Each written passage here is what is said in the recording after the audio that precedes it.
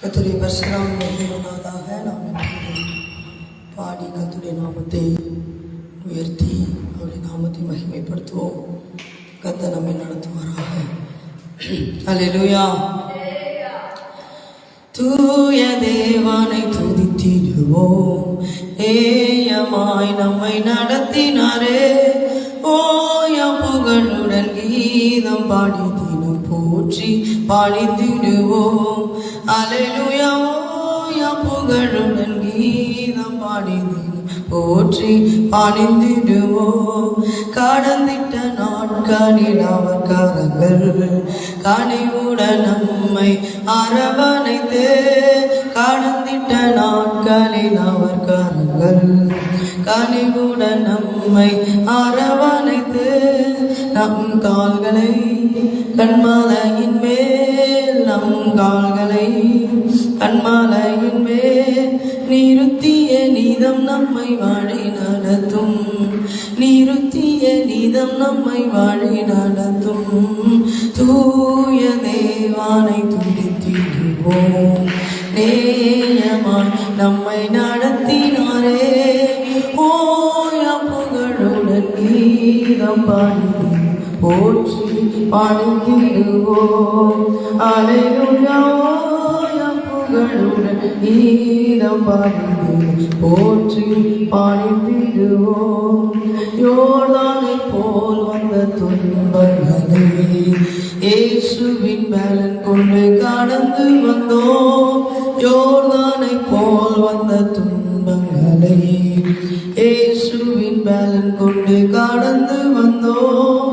அவர் கரத்தை பிடித்து கொண்டு அவர் கரத்தை பிடித்து கொண்டு பரிசுத்த பாதையில் நடந்திடுவோம்.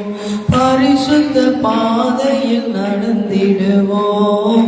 தூய தேவனை துதித்திடுவோம். நேயமாய் நம்மை நடத்தினாரே.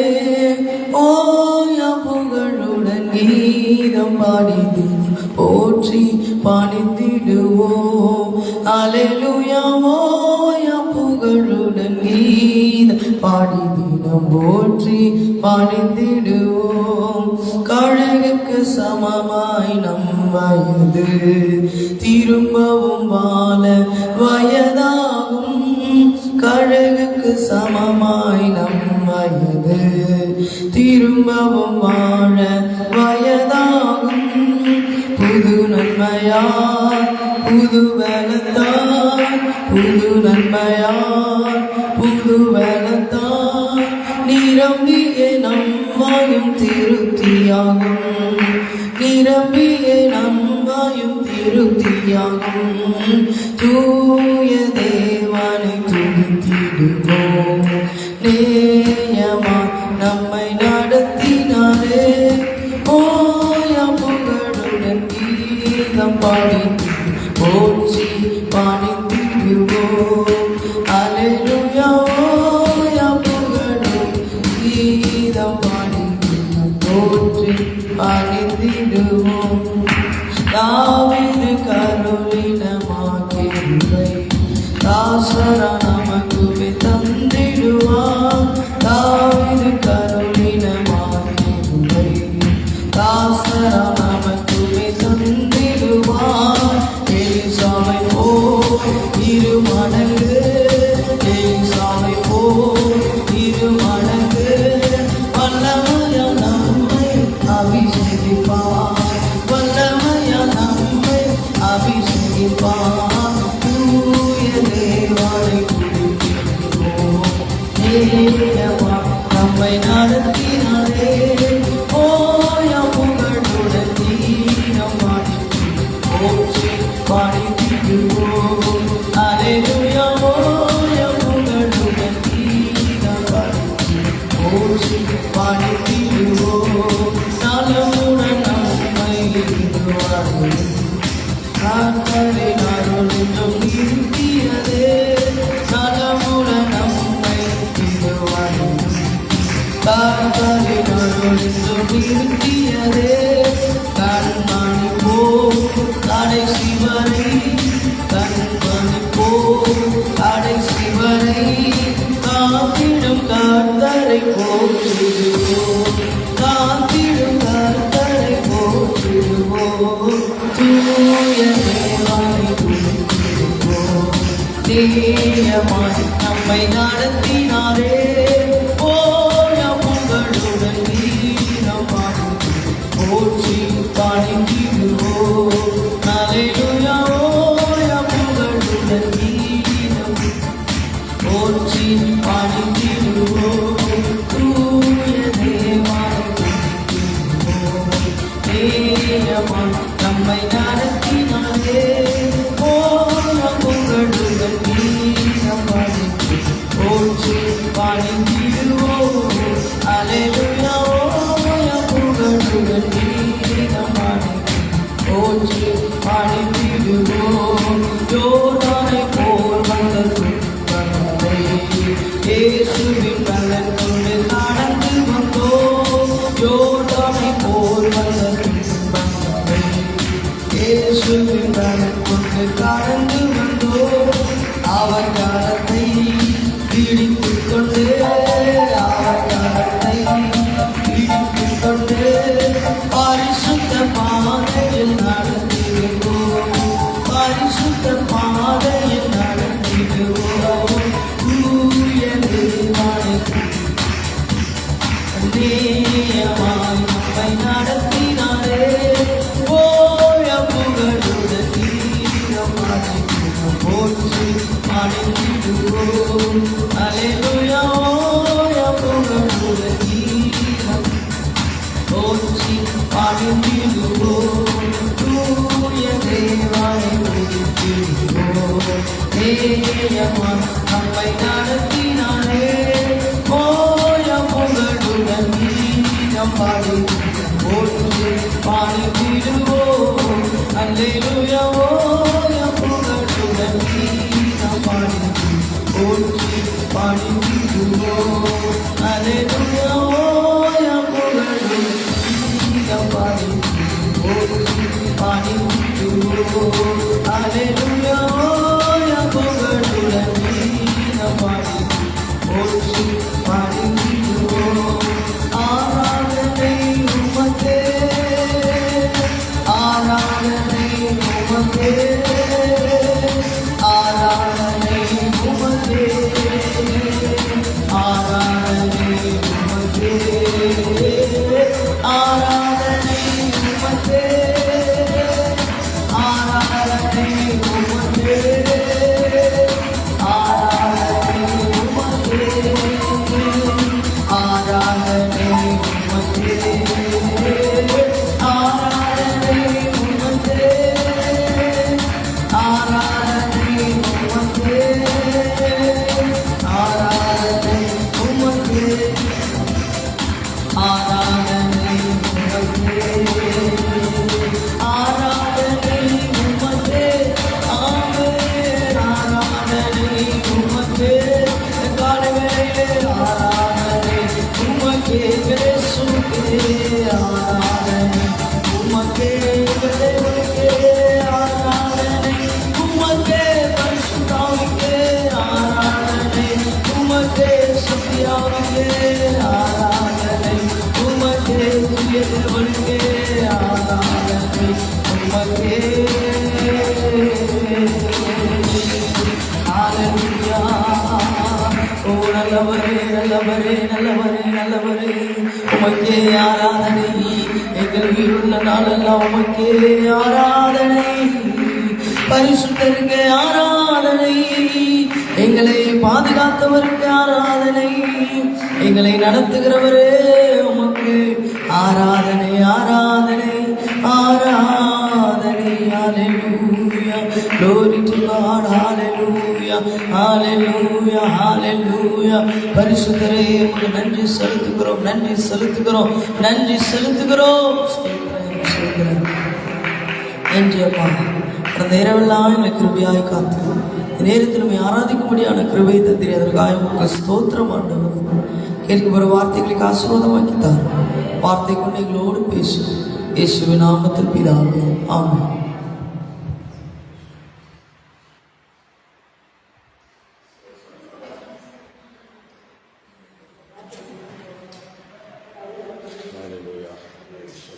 ஹல்லேலூயா, ஹல்லேலூயா, ஹல்லேலூயா.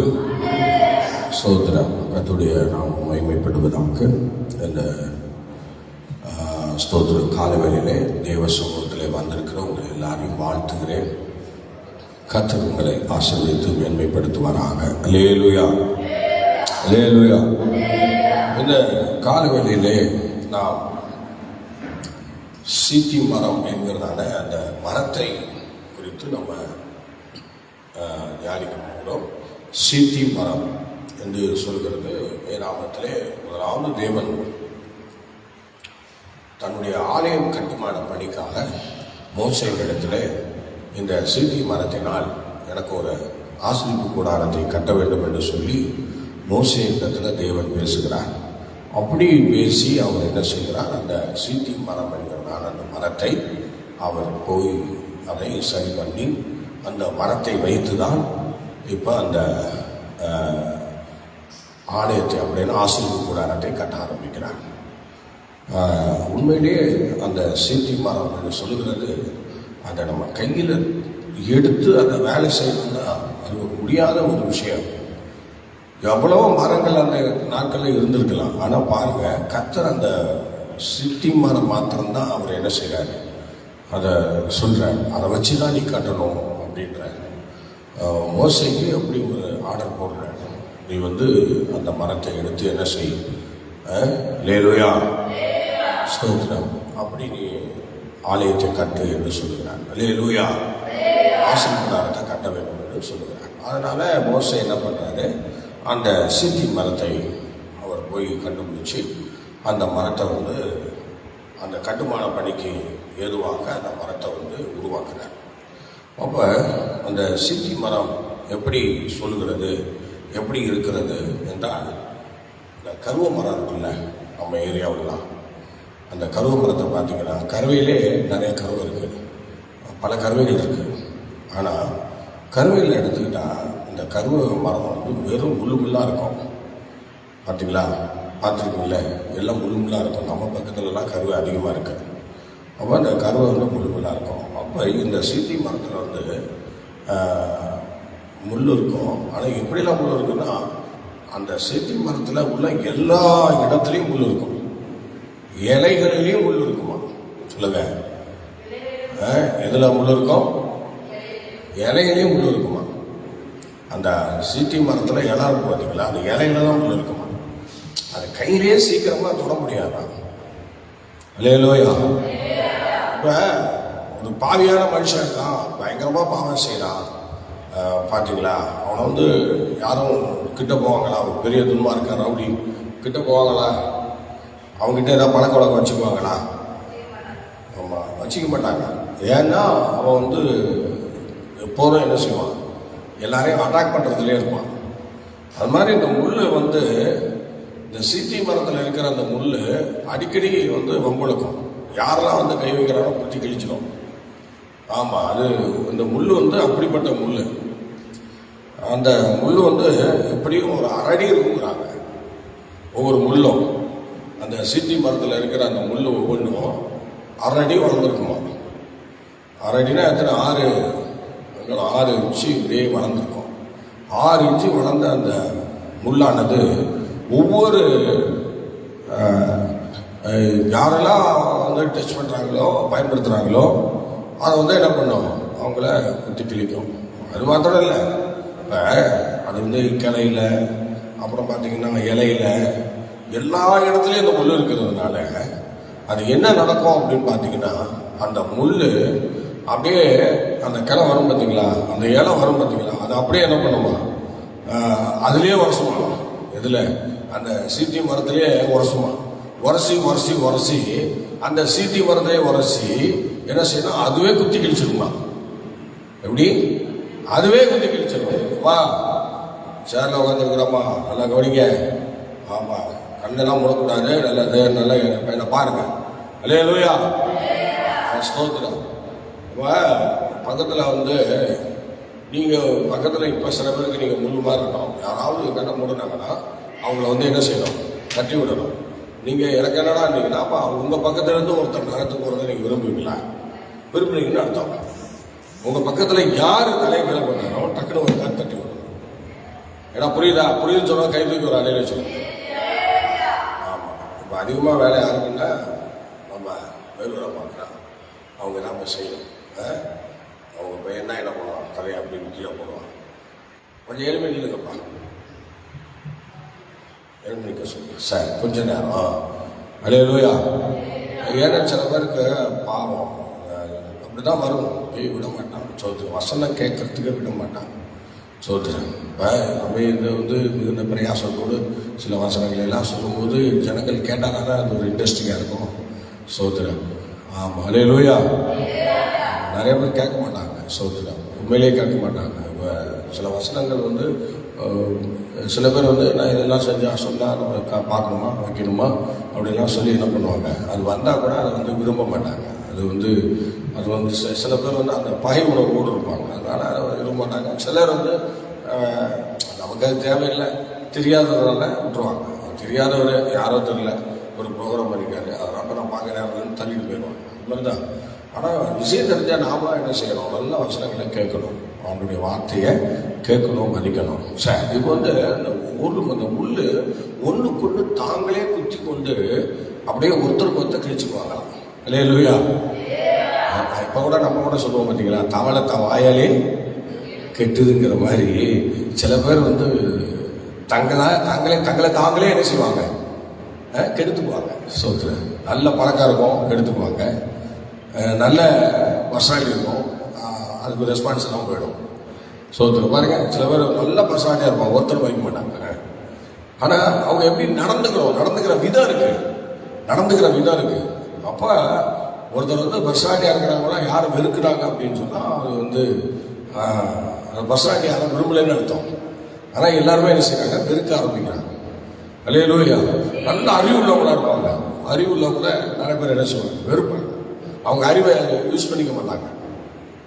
ஏன்னா அந்த அறிவுக்கு பின்னாடி ஏதோ ஒரு சில குழப்படிகள் இருக்கு, அதனால அந்த அறிவை அவங்க விரும்புறது இல்லை. சோதரன் அல்லேலூயா. எப்படியோ இந்த மரம் ஒவ்வொரு முள்ளும் தன்னைத்தானே கிழிச்சுக்கிட்டு காயப்படுத்திக்கிட்டு சோதரன் என்ன செய்யுது, ரொம்ப வேதனைப்படுத்த பாருங்க. இந்த சீத்தி மரம் அப்படிதான் அந்த முள் இருக்கு. அல்லேலூயா.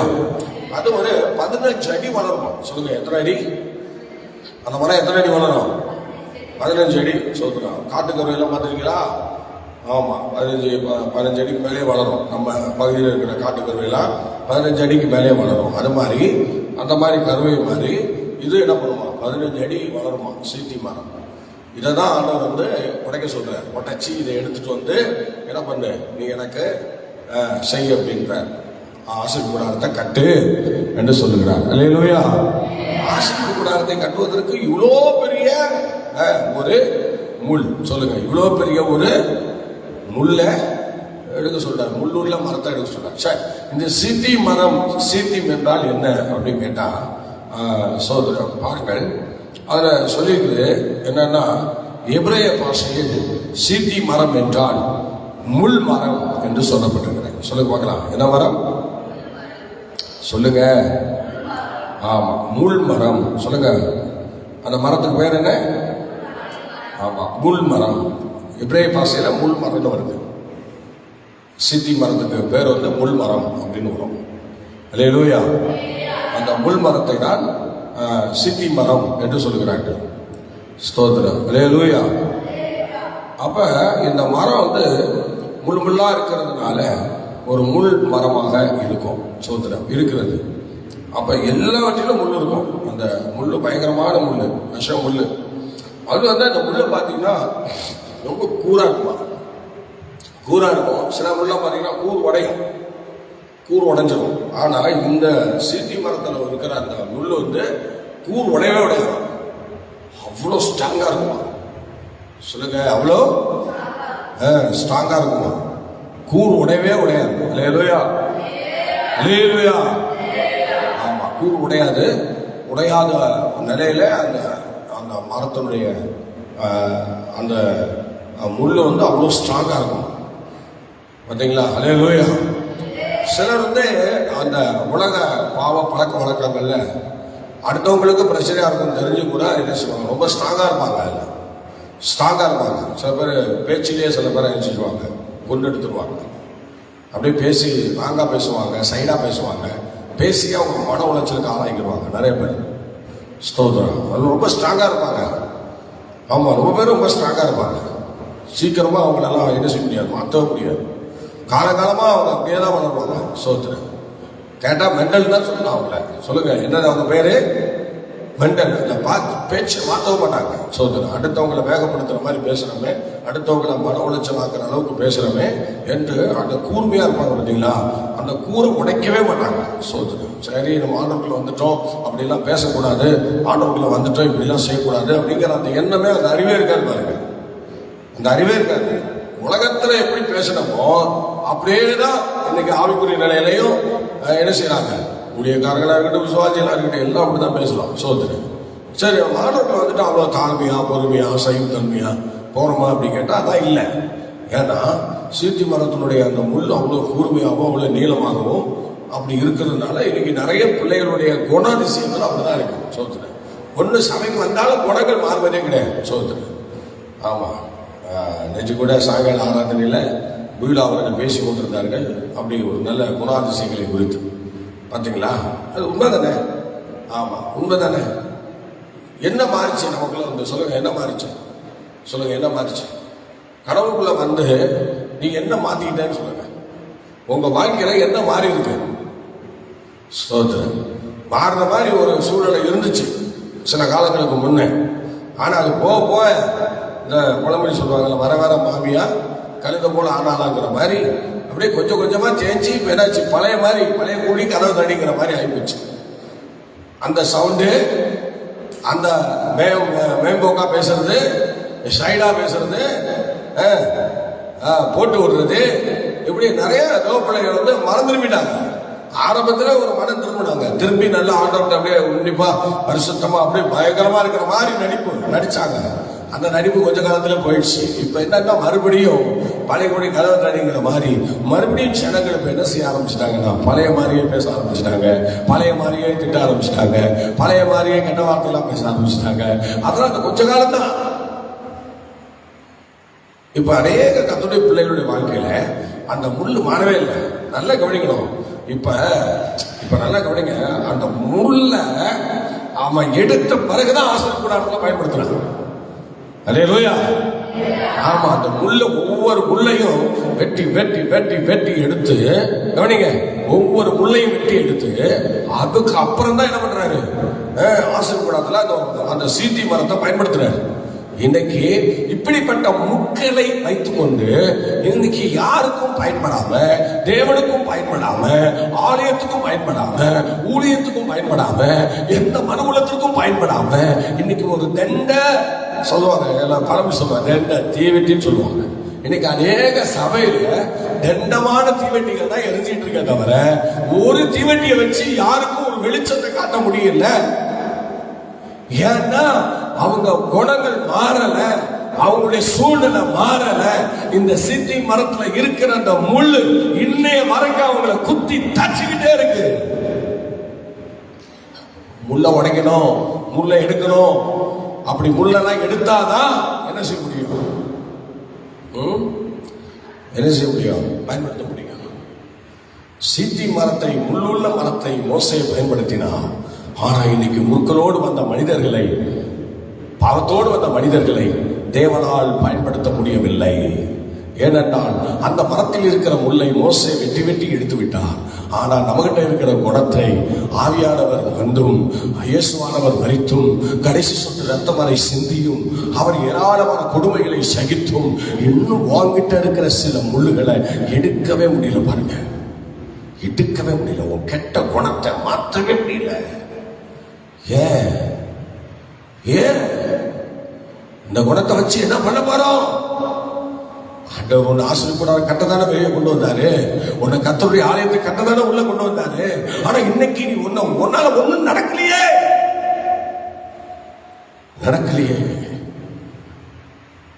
மோசே சொன்னார், மோசே சீத்தி மரத்தினால் எனக்கு ஒரு ஆசீர்வாத கூடாரத்தை கட்டு.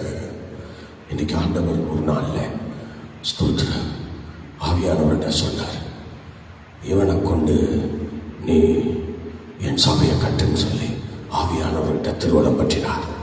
ஆவியானவர் நம்மை தேடி வந்து அந்த ரட்சிப்பை அலங்கரித்து சபைக்குள்ளே கொண்டு வந்து ஒவ்வொரு நாளும் இயேசுவின் நாமத்தில் நம்மை நடத்தி கொண்டிருக்கிறார். ஆனால் அவர் நினைக்கிறது போல அவர் கையில் நம்ம இன்னும் விட்டு கொடுக்கல. அவர் நினைக்கிறது போல ஆண்டவருடைய நாமத்தில் எதையும் நம்ம செய்யலை. அவர் நினைக்கிறது போல இன்னும் ஆண்டவருடைய சமூகத்தில் நம்ம உண்மையாக மனதுடன் அவருக்காக நிற்கலை, நம்முடைய சுயத்துக்காக நிற்கிறோம். நம்முடைய சுயம் இன்னைக்கு நம்ம ஒரு ஆலயத்திற்கு வரேன்னு சொன்னால் நம்ம சுயத்தின்படி தான் வரோம். இன்னைக்கு நம்ம பைபிள் படிக்கிறோம்னு சொன்னால் நம்ம சுயத்தின்படி தான் படிக்கிறோம். இன்னைக்கு நம்ம தேவனை ஆராதிக்கிறோம்னா நம்ம மனசு சொல்றபடி தான் ஆராதிக்கிறோம். இன்னைக்கு ஆண்டவருக்கு ஒரு காணிக்கை கொடுக்குறோம்னா நம்ம மனசு சொல்றது போல தான் கொடுக்குறோம். எதையுமே ஆவியானவர் சொல்ற மாதிரி செய்யறதே இல்லை, யாரும் செய்யலை. எல்லாம் அவங்கவுங்க மனசு என்ன சொல்லுதோ அப்படிதான் வண்டி ஓடிட்டு இருக்கு.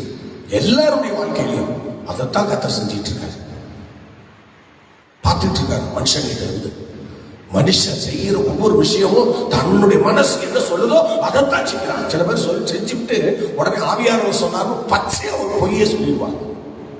பச்சையா ஒரு பொய்யை சொல்லுவாங்க. கர்த்தர் சொன்னாரு, கத்திரிக்காய் சொன்னாரு, ஆண்டவர் பேரை இழுத்து விட்டுருவாங்க. ஆனா இவங்க மனசுல என்ன இருந்துச்சோ அதான் பண்ணாங்க. ஆவியானவர் சொன்னாருன்னா உடனே நடக்கும். நல்ல கவனிக்க, சொன்ன உடனே நடக்கும். பிளான் பண்ணி ஆவியானவர் ஒண்ணு செய்ய சொல்ல மாட்டாரு. திடீர்னு சொன்ன, ஏய் மந்திரி, தவாரு பிலிப்பு அந்த கந்தேகா மந்திரியோட போய் சேர்ந்துக்க போ. திடீர்னு சொன்னாரு. இதான் ஆவியானவருடைய வேலை. ஹல்லேலூயா. உடனே சொன்ன உடனே அவன் ஓடி போய் ரதத்துடன் சேர்த்து கொண்டான். ஓடி போய் ரதத்தோடு சேர்ந்து கொண்டான். ஆவியானவர் சொன்னா உடனே சொல்வாரு, உடனே செஞ்சு முடிக்கணும். நீ மனசுல நினைச்ச மாதிரி காணிக்க கொடுக்கிறது தப்பு. நீ மனசுல நினைச்ச மாதிரி பிரசங்கம் பண்றது தப்பு. நீ மனசுல நினைச்ச மாதிரி ஜெபம் பண்றது தப்பு. நீ மனசுல நினைச்ச மாதிரி ஆராதனைக்கு வர்றது தப்பு. நீ மனசுல நினைச்ச மாதிரி ஆடை ஒடுத்துவது தப்பு. எல்லாமே தப்பு தப்பு தப்பு தப்பு. தப்பு எல்லாம் பண்ணிட்டு ஆவியானவர் நடத்துறாரா? இந்த உத்தமர்களை எங்க கொண்டு வைக்க?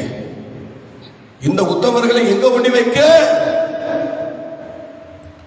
அல்லேலூயா, அல்லேலூயா. பாத்தீங்களா? சொல்லுறேன், 15 அடி உயரத்தில் இருக்கிற அந்த மரம் வெறும் முள்ளுகளால் அலங்கரிக்கப்பட்டிருக்கிறது. சித்திம் என்றால் முள் மரம் என்று அர்த்தம். அந்த முள் மரம் தன்னையே காயப்படுத்தி கொண்டிருக்கிறது. நீ எடுக்கிற தீர்மானம் உன்னை காயப்படுத்தும். ஸ்தோத்திரம். நீ பேசுற வார்த்தை உன்னை காயப்படுத்தும். நீ சிந்திக்கிற சிந்தனை உன்னை காயப்படுத்தும். உன்னுடைய செயல்கள் உன்னை காயப்படுத்தும். நீ பேசின வார்த்தைகள் உன்னை காயப்படுத்தும். அதைத்தான் இந்த மரம் செஞ்சது. அந்த மரத்தினுடைய முள்ளே அந்த மரத்துல பட்டு ஒவ்வொன்றையும் கிழிச்சு விட்டுருச்சு. அதனால அந்த மரத்துல ஏராளமா காயம் இருக்குமா. இந்த காயம் எதனால் வந்ததுன்னா தன்னை தானே கிழித்து கொண்டது. அல்லேலூயா, அல்லேலூயா. தன்னை தானே கிழித்துக் கொள்கிறது. பாத்தீங்களா? இந்த மரம் தன்னை தானே கிழித்துக் கொள்கிறது. ஆகவே இந்த ஸ்தோத்திரம் நல்லா கவனிங்க. இந்த மரம் காற்றில் அசையும் போதெல்லாம் அந்த மரத்தை தன்னை தானே கிழித்துக் கொள்ளும். ஸ்தோத்திரம், அல்லேலூயா. அந்த மரம் இந்த கெட்ட குணங்கள் எல்லாம் நவுத்திட்டோன்னு வச்சுங்க. இந்த கெட்ட குணங்கள் எல்லாம் இந்த மரத்தை விட்டு எடுத்துட்டோன்னு வச்சுங்க. இந்த கெட்ட குணங்கள் எல்லாம் இந்த மரத்தை விட்டு அப்புறப்படுத்திட்டோன்னு வச்சுங்க. எப்படின்னா அந்த முள் எல்லாம் அப்புறப்படுத்திட்டோம்னா அதுக்கப்புறம் அந்த சித்தி மரத்துல ஒரு பொருள் செஞ்சோம்னா அந்த பொருள் எத்தனை நாள் தண்ணியில கிடந்தாலும், எத்தனை நாள் வெயில்ல கிடந்தாலும், எத்தனை நாள் எங்க கிடந்தாலும் அந்த பொருள் 4000 ஆண்டுகள் வரை அந்த பொருள் என்ன செய்யுமா? அழிஞ்சு போவாதான். எந்த பொருள் வேணாலும் செய்யலாமா? அருமையான தெய்வ பிள்ளையே, உன்கிட்ட இருக்கிற சில கெட்ட குணத்தின் முள்ளினால இன்னைக்கு உன் ஆசிரியர் நேரத்தில் பயன்படுத்தணும்னு ஆண்டவர் கொண்டு வந்து வச்சு, ஆலயத்தில் பயன்படுத்தணும்னு உன்னை கொண்டு வந்து வச்சு, எதையுமே செய்ய முடியாம உன்னை ஒரு எம்டியாவே இன்னைக்கு ஆண்டவர் பார்த்து கொண்டிருக்கிறார். அருமையான தெய்வ பிள்ளையே, பாருங்கள், இந்த மரம் 400 ஆண்டுகள் அந்த எந்த பொருள் செஞ்சாலும் அது அப்படியே இருக்குமா? சோத்திரம் அப்படியே இருக்குமா? அதுக்கு காரணம் அந்த ஆசிரியப்பு கூடாரம் செய்யப்பட்ட அந்த ஆசிரியப்பு கூடாரத்தினுடைய பொருள் 4000 ஆண்டுகள் வரையும் அப்படியே இருந்தது. சத்தமா ஒரு அல்லேலூயா சொல்லலாம், கைகளை உயர்த்தி ஒரு அல்லேலூயா சொல்லலாம். அல்லேலூயா. அதனால எனக்கு அருமையான தெய்வ பிள்ளைகளே, இந்த சீத்தி மரத்தை குறித்து நீ கேட்கிற நாள்ல அந்த முட்களை போல இன்னைக்கு உன்னுடைய வாழ்க்கையில ஒட்டி கொண்டிருக்கிற தேவன் உன்னை பயன்படுத்த முடியாதபடிக்கு, தேவன் உன்னை தன் கையில எடுக்க கூடாதபடிக்கு, தேவன் உன்னை நேரே பார்க்காதபடிக்கு, அவர் உனக்கு முன்பாக நிற்க கூடாதபடிக்கு சில காரியங்களை உன்னுடைய வாழ்க்கையில நீ முட்களை போல் பயன்படுத்தி வைத்துக் கொண்டிருப்பதினால் ஆண்டவர் உன்னை பார்க்க முடியவில்லை. அவர் தேடும் கண்களில் நீ அகப்படவில்லை. இன்னைக்கு உன்னை குறித்து ஆண்டவர் எத்தனையோ காலங்களுக்கு முன்ன பல திட்டங்களை வைத்திருந்தார். தாயின் கர்ப்பத்திலே உலக தோற்றத்துக்கு முன்னதாகவே உன்னை தெரிந்து கொண்டது உண்மை. ஆனால் இன்றைக்கு ஒன்றையும் உன்னால் செய்ய முடியலையே சொல்லி அவர் வேதனைப்பட்டுக் கொண்டிருக்கிறார். காரணம், உன்கிட்ட இருக்கிற முள். அந்த முள்ளு தான் இப்போ உன்னை வேதனைப்படுத்தி இன்னைக்கு தேவனுக்கு என்று பயன்படாமல் தேவனுடைய கரத்திலிருந்து வழுகி போக செய்து விட்டது. இப்ப தேவனுடைய கரத்தை விட்டு வெளியே வந்துதான் எல்லாம் நிற்கிறோம். யாரும் உள்ள இல்லை. உள்ள இருந்தோம்னா நம்மை கொண்டு ஆசீர்வாதம் கட்டப்படும், நம்மை கொண்டு ஆலயம் கட்டி எழுப்பப்படும். இன்னைக்கு ஆலயத்தை கட்டுவதற்கு ஒருத்தரும் இல்லை. பாத்தீங்களா? ஆமா, இன்னைக்கு இந்த ஆராதனை கூடம், இந்த திருச்சபை, இவங்களால வளர்ந்தது எத்தனை பேர் சொல்ல முடியும்? சொல்லுங்க, எத்தனை பேர் சொல்ல முடியும்? முடியாதுல்ல, முடியாது. ஏன்னா உன்னுடைய சுயமாகிய இந்த முட்கள் எல்லா இடங்களிலும் உன் தலை முதல் பாதம் வரை, கைகளில், வாய்களில், நாக்குகளில், எல்லா உறுப்புகளிலும் முட்கள் இருக்கிறதுனால அந்த முட்கள் இப்ப அது உன்னை அது தைத்து கொண்டிருக்கிறது, உன்னை கிழித்து கொண்டிருக்கிறது. அதனால இப்படி தேவனுக்கு முன்பாக நிற்க முடியாது. அது தேவனுக்கு முன்பாக நின்று எந்த சேவையை செய்ய முடியாது. அது உன்னை அப்படியே கட்டி வச்சிருச்சு. அதனால உன்னை ஆண்டவர் பயன்படுத்த முடியலன்னு வருத்தப்பட்டு இருக்கிறார். ஆனா மோசேட்ட கர்த்தர் சொன்னார், நீ பயன்படுத்த மோசே, இந்த ஆசீர்வாத கூடாரத்துக்கு இந்த சித்தி மரத்தை பயன்படுத்துன்னு சொல்லி சொன்னார். பாருங்கள், அந்த முள் மரத்தை அவர் எடுத்து அந்த முள்ளெல்லாம் செதுக்கி செதுக்கி அவர் அதை எடுத்து செய்கிறார். பாருங்கள், இயேசு கிறிஸ்துவை சிலுவையில் அடிக்கும் போது அவளுக்கு ஒரு முள்கிடம் வச்சாங்க பார்த்தீங்களா? அந்த முள்கிடம் வந்து இந்த முள்கிடம் தான் முள்ளால செய்யப்பட்டது தான். எந்த முள்ளால? ஸ்தோத்திரம், சித்தி மரத்தில் உள்ள அந்த முள் தான். அந்த முள்ளை வச்சுதான் அவருக்கும் முள்கிடம் பண்ணாங்களாம். பார்த்தீங்களா? சித்தி மரத்தினுடைய அந்த முள்ளு தான் இயேசுவுக்கும் முள்கிடம். அந்த முள்கிடத்தை வச்சு அப்படி பண்ணாங்க. அது இன்னொரு சில வேத பண்டிதர்கள் சொன்னாங்க, கானா கிரேட்னு சொல்லி அந்த முள்ளுக்கு பேர் சொல்றாங்க. ஸ்தோத்திரம். ஆனால் அவங்க முள் எடுக்கப்பட்ட இடம் வந்து சீத்தி மரம். சீத்தி மரத்திலிருந்து அந்த முள்ளை எடுத்திருக்காங்களாம். அந்த முள் கூறு உடையாது. அது வந்து அப்படியே அவர் சிரசில் வந்து அப்படியே வச்சுட்டாங்கன்னா வச்சு அந்த கோலால் அடித்தாங்களாம். அப்போ அது உள்ளேயே ஸ்தோத்திரம் 3 இன்ச்சு உள்ளே இறங்கிச்சான். அந்த மரம் பாதி இது உள்ளே இறங்கிச்சான். பார்த்தீங்களா? தலையில் இறங்கிச்சான். அப்படி நிறைய காயங்கள் அந்த முள்களால் அப்படி கோலால் அடித்த போது அந்த தலையில 3 இன்ச்சு அப்படி உள்ள இறங்கிச்சாங்க முள். அப்படி சொல்றாங்க. ஸ்தோத்திரம். அதுவே எனக்கு பிரியமானவர்களே, இப்படி அந்த சித்தி மரத்தினால இவ்வளோ காரியங்கள் அங்கே நடந்திருக்கிறது. அல்லேலூயா சொல்லுவோமா? சத்தமா சொல்லுங்களேன். ஸ்தோத்திரம். அதனால பாருங்கள், ஸ்தோத்திரம், நீங்கள் ஸ்தோத்திரம், அதுல அந்த அந்த முள் வந்து அவருடைய பாதத்தை அவருடைய தலையில பட்ட பிறகு அது வந்து ஒரு கட்டுக்குமா, பயங்கரமா விஷ ஊசி மாதிரி அந்த முள் வந்து பயங்கரமா கட்டுக்குமா. பாருங்க, இயேசுக்கு அந்த முள்ளை வச்சு கோலால் அடிச்சப்போ அது உள்ள போய் என்னென்ன பண்ணிருக்கும் பாருங்க. அல்லேலூயா. செம்மையா கடுக்குமா, பயங்கரமா கடுக்குச்சான். அப்படியே கட்டிக்கு அப்படியே தேயிலை கொட்டினதை விட அதிகமாக கடுக்குமா. அப்படி ஒரு விஷம் உள்ள இருக்குமா. ஆனால் அதெல்லாம் நம்ம வாழ்க்கையில அப்படிதான் விஷம் இருக்கு. அந்த விஷத்தெல்லாம் முறிச்சுதான் இப்போ ஆண்டவர் என்ன பண்றாரு சொல்லுங்க. விஷத்தெல்லாம் முறிச்சுதான், அதையெல்லாம் வெட்டி போட்டுக்குதான் உங்களை இன்னைக்கு கர்த்தர் பயன்படுத்தி கொண்டிருக்கிறார். அப்படிப்பட்டவங்களை ஆண்டவர் தேடி கொண்டு வருகிறார். அதனால கர்த்தருடைய பிள்ளைங்க, இந்த உலகத்துல நமக்கு ஸ்தோத்திரம் எந்த சுலபமாக நமக்கு விரும்புகிறபடி அப்படி நம்ம நினைச்சபடி அப்படியெல்லாம் ஒரு வாழ்க்கை வாழ்ந்துட்டுருக்கோம் பார்த்தீங்களா? இது தேவனுக்காக வாழ்றது கிடையாது. நம்ம எப்போதும் ஆண்டவரே நான் என்ன செய்ய சித்தமாக இருக்கிறேன், அனைத்து விஷயங்களையும் அப்படி கேட்குறவங்களா தான் இருக்கணும். அப்படி கேட்டு நடக்கிறவங்க தான் நம்முடைய முற்பிதாக்கள் எல்லாம். அப்போ சொன்னாங்க, பவுல் ஆரம்பத்தில் வந்த உடனே அவர் உலகத்தில் பலவிதமான வித்தைகளை தெரிஞ்ச ஒரு மனுஷனாக இருந்தாலும், ஆனால் அவர் ஆண்டவர்கிட்ட வந்த பிறகு அவர் கேட்ட ஒரு கேள்வி, நான் என்ன செய்ய சித்தமாக இருக்கிறேன், இதைத்தான் கேட்கணும். நம்ம விருப்பத்துக்கு எல்லாம் பண்ணிட்டு ஆவியானவர் நடத்துனாரு, கத்திரிக்காய் நடத்துனாருலாம் சொல்லக்கூடாது. புரியுதுங்களா? போய் அதெல்லாம் தப்பு, அப்படிலாம் சொல்லக்கூடாது. மோசேட்ட சொன்னார், போய் அந்த மரத்தினால எனக்கு ஒரு ஆசீர்வாதத்தை உண்டு பண்ணு என்று சொன்னார். உடனே அவர் தன் வேலையை ஆரம்பிக்கிறார். பார்த்தீங்களா? வேலையை சொல்லுங்க, வேலையை ஆரம்பிக்கிறார். லேலியா சொல்லுங்க சொல்லுங்க. அப்புறம் பார்த்தீங்கன்னா ஆதாமை பார்த்து அவர் சொல்றார், என்ன சொல்றாரு? ஆண்டவர் சொல்றார், ஸ்தோத்திரம், ஆதாம் பாவம் செய்தபடியா படி ஆதாம் பாவம் செய்தபடினால அவர் சொல்றாரு, உன் நிமித்தம் இந்த பூமி சபிக்கப்பட்டிருக்கும். சொல்லுங்க பார்க்கலாம், எப்படி இருக்கும் சொல்லுங்க. உங்களதாங்க சொல்லுங்க, வாய் திறந்து. உன் நிமித்தம் ஆதாம் பாவம் செஞ்சதுனால உன் நிமித்தம் பூமி சபிக்கப்பட்டிருக்கும் என்று ஆதாமை பார்த்து சொன்னார்.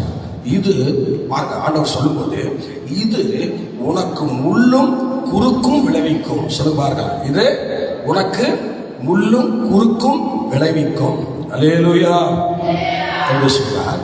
சிலுவையில் சரியான வார்த்தை, பிதாவே உம்முடைய கரங்களில் என்னுடைய ஆவியை ஒப்புவிக்கிறேன். அல்லேலூயா.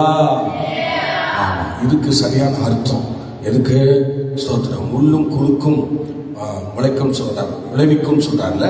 பாத்தீங்களா? உனக்கு முள்ளும் குறுக்கும் விளைவிக்கும் என்று ஆண்டவர் ஆதாமை பார்த்து சொல்றாரு.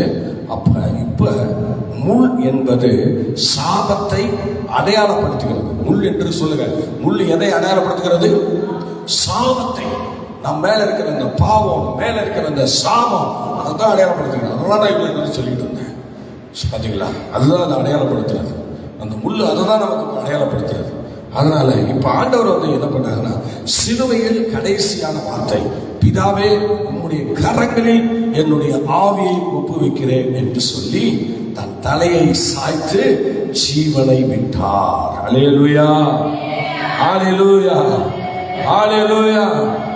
சொல்ல பாருங்கள், நான் தலையை சாய்த்தபடியினால் தலையில் உள்ள அந்த முள்முடி ஸ்தோத்திரம் நீங்களாக்கப்பட்டது. சொல்லுங்க பார்க்கலாம், அந்த முள்முடி என்ன செய்யப்பட்டது?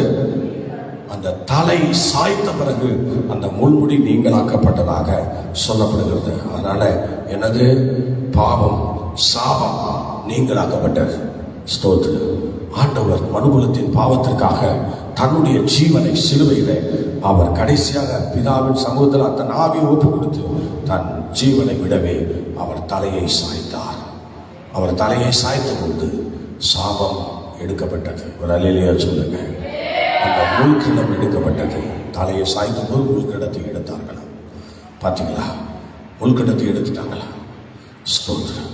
ஆண்டவர் தலையை உயிரை கொடுத்த பிறகுதான், ஸ்தோத்திரம், தன் உயிரை கொடுத்த பிறகுதான் அந்த முள்ளுக்கு அடையாளமா இருக்கிற அந்த சாபம், பாவம் மனுகுலத்தை விட்டு வெளியே போகுது. அது வரையிலும் அந்த சாபமும் அந்த பாவமும் மனுகுலத்தின் மேலே இருந்துகிட்டு தான் இருந்தது. ஆனால் கர்த்தராகிய தெய்வம் தன்னுடைய ஜீவனை சிலுவையிலே கொடுத்தபடியினால் அவ்விதமாக தன் ஜீவனை கொடுத்து ஜனங்களை மீட்டார்.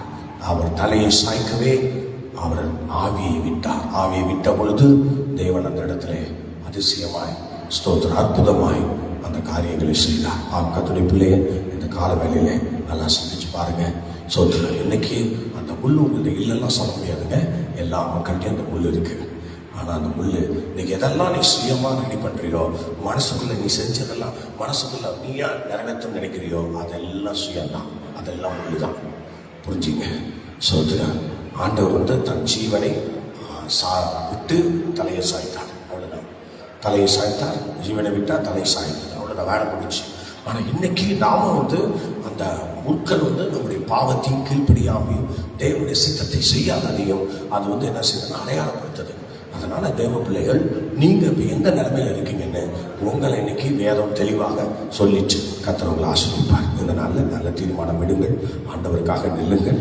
ஆண்டவர் உங்களை எதுக்காக உள்ள கொண்டு வந்தார்னா, உன்னை கொண்டு தன்னுடைய ஆலயத்தை கட்டதான், தனது ராஜ்யத்தை கட்டதான். ஆனா இன்னைய வரைக்கும் அது முடியல.